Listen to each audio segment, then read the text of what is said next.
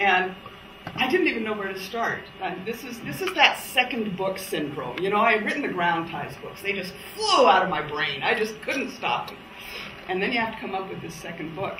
Well, I had one of those little battery-driven perpetual motion things, you know, the concentric rings that spin.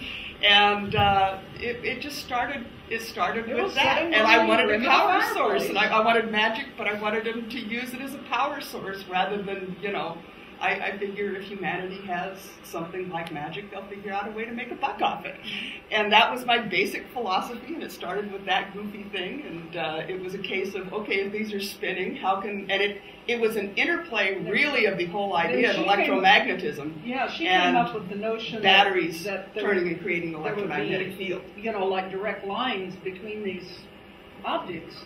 And I said, I read a book once. I wanted lines of force along the earth so that these things could be cutting through them. By somebody proposing that ley lines connected things in England. And I went digging through my library. I said, here's ley lines. Ley lines. And so it just sort of grew like topsy.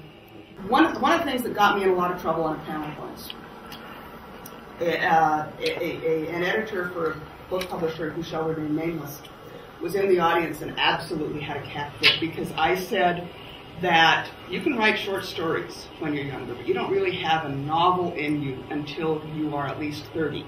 Now you might be 14 going on 30, but you have to have about 30 years of normal life experience.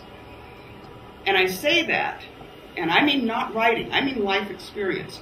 The more writing is the answers to questions.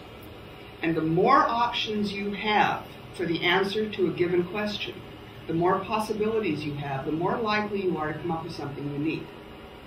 I started writing at 35, and I was a math, physics, anthropology, and astronomy major. And I was a straight A student.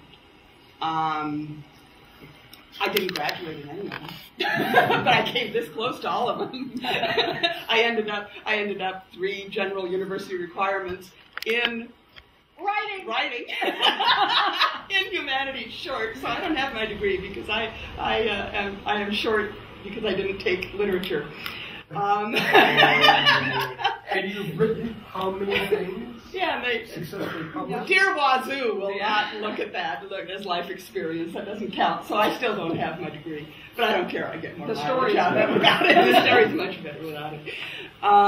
However, it is an enormous advantage, in my opinion, to have not only the connections that a personal background will give you and personal experience and knowledge will give you, but the network of people that you get. As Carolyn said, she's the one who came up with the ley lines. And once you have that concept, then all of the things that go along with it. Ley lines in England exist. There's paths between them where stuff doesn't grow. It doesn't grow because those are considered religious pathways that people walked on. And so it's cleared, and it doesn't grow because they're paths the way every other path is if it's used, does not get. But if you expand that to the idea that power is flowing along it and destroying stuff along the way, then you have the world that I have, which is much more a combination of the effect and coming up with a logic for why the effect exists.